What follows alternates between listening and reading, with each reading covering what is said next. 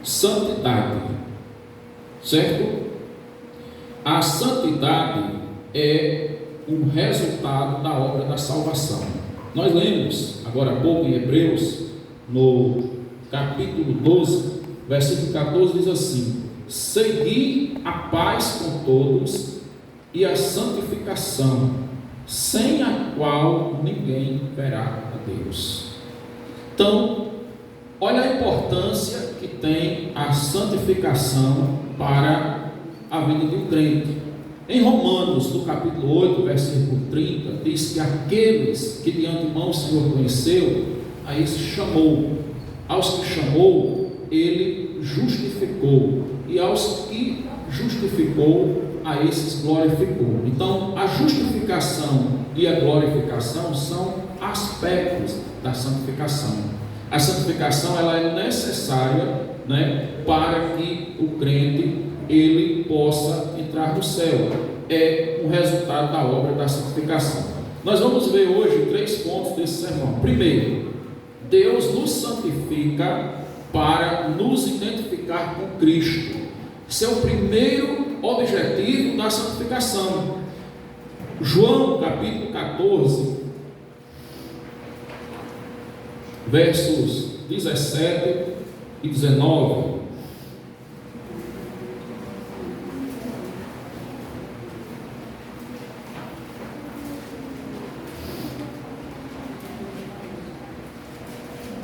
Olha só o que ele diz aqui: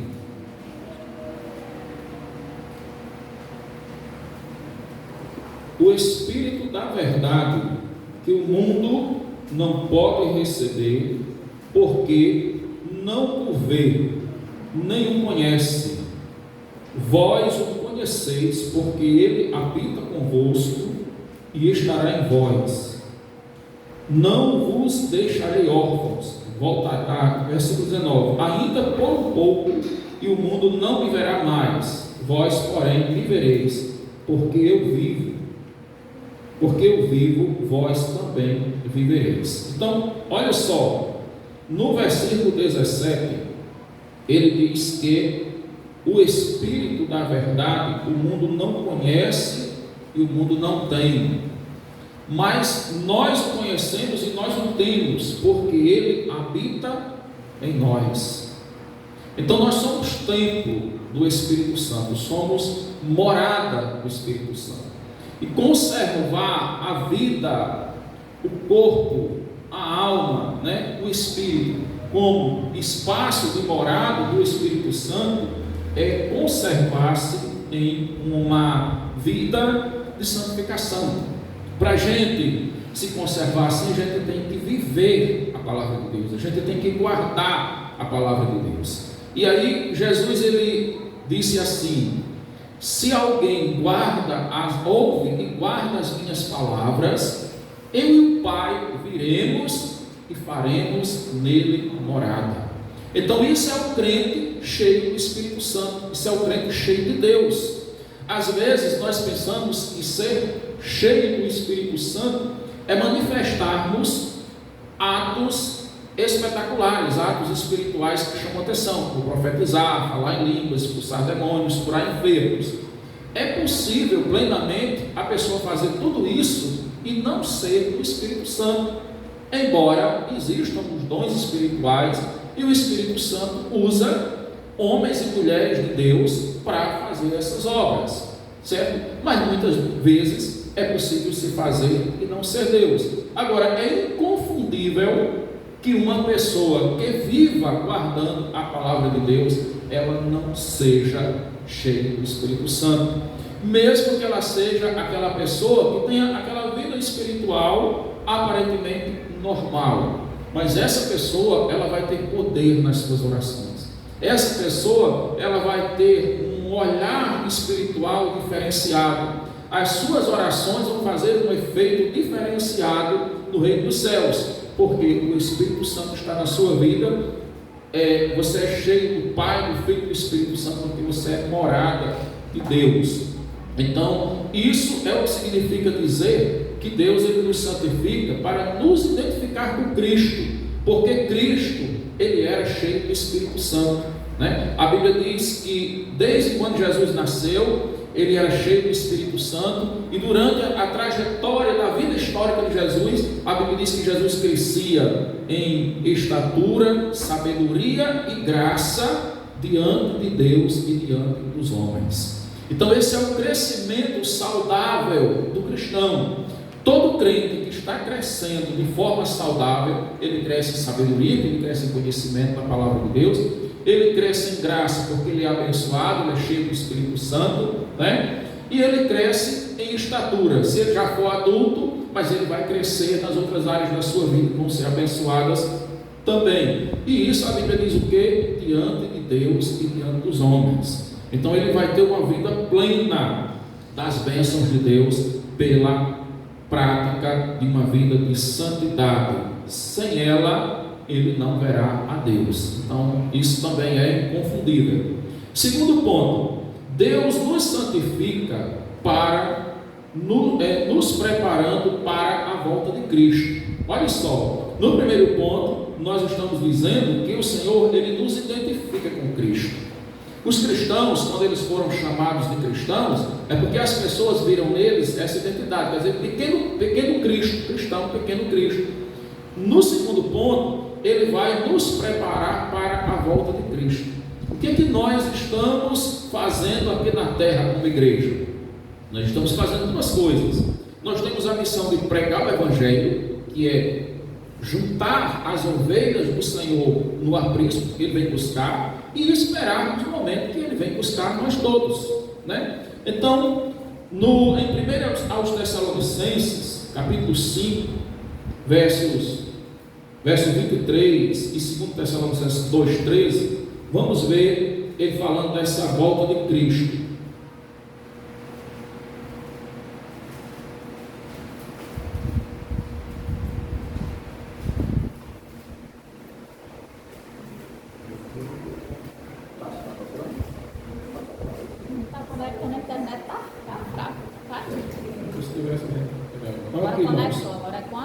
Primeiro Tessalonicenses, capítulo 5, verso 23, e diz assim: o mesmo Deus da paz vos santifique em tudo, e o vosso espírito, alma e corpo sejam conservados íntegros e irrepreensíveis na vinda do nosso Senhor Jesus Cristo. Então observe que esse texto, ele mostra que Deus nos santifica, nos conservando, nos preparando para a vinda de nosso Senhor e Salvador Jesus Cristo, né? Jesus espera, ele requer de nós que na sua volta, nós estejamos mantendo o nosso corpo, a nossa alma e o nosso espírito, né, como lugar de santificação, em plena santificação. Estarmos santificados na área física do nosso corpo e na nossa área espiritual, a nossa mente, o nosso coração, o nosso ser espiritual diante de Deus.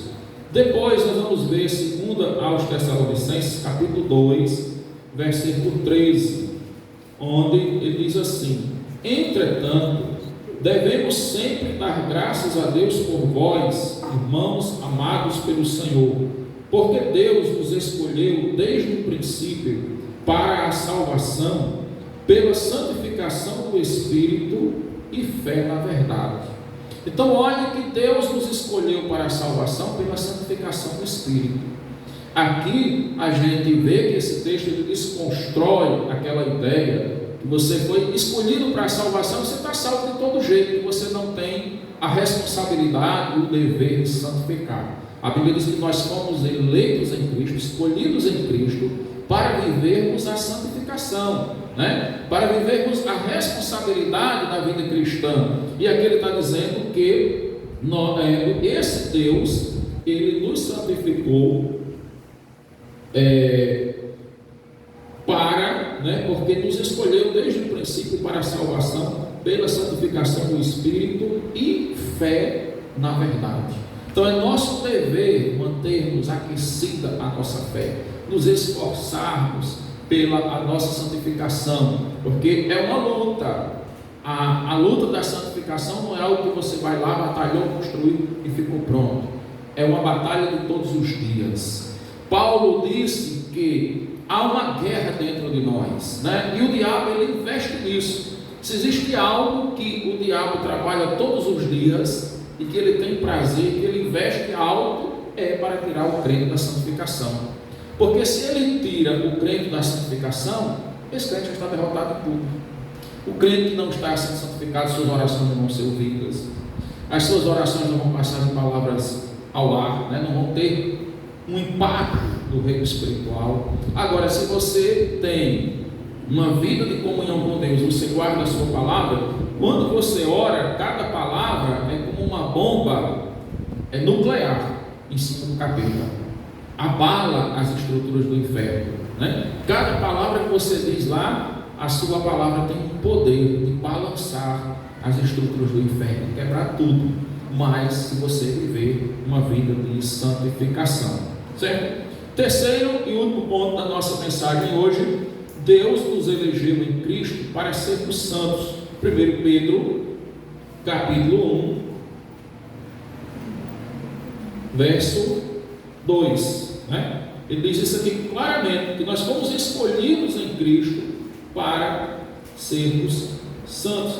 E a Bíblia diz: sede santo, porque eu sou santo. 1 Pedro, capítulo 1, versículo 2, ele diz: eleitos segundo a presciência de Deus Pai, em santificação do Espírito, para a obediência e a aspersão do sangue de Jesus Cristo, graça e paz nos sejam multiplicadas. Então vejam, eleitos segundo a presciência de Deus Pai, em santificação do Espírito, para a obediência e a aspersão do sangue de Jesus. Meus irmãos, essa é a nossa chamada, né?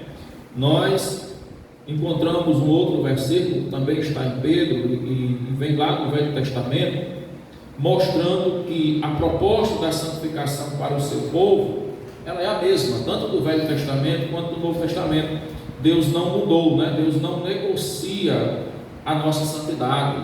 Hoje nós estamos vivendo um tempo onde as pessoas estão achando que ser crente é só a gente pegar a Bíblia e vir para a igreja, é só a gente cantar, né? É só a gente pregar, é só a gente evangelizar. E isso, na verdade, vira um ritual religioso, como os judeus faziam, como outras religiões fazem.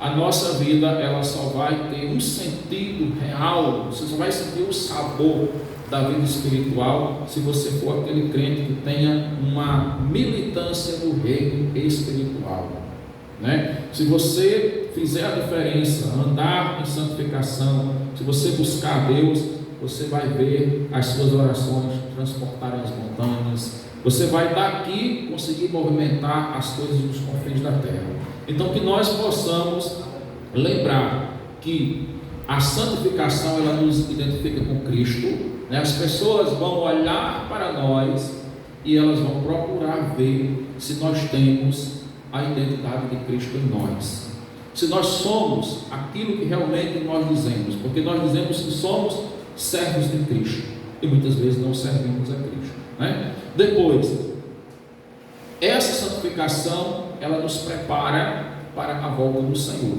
Por isso a gente sabe que muitas pessoas que estão dentro da igreja, de todas as igrejas, quando Jesus voltar para arrebatar, não vão ficar.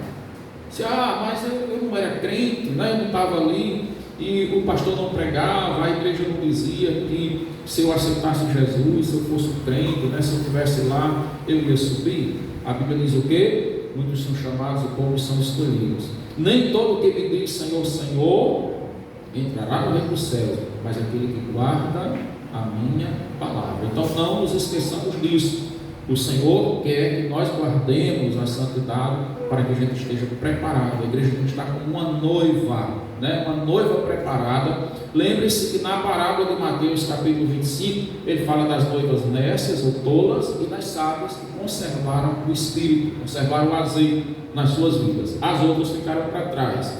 E finalmente, essa é a nossa vocação. Ele nos elegeu para sermos santos.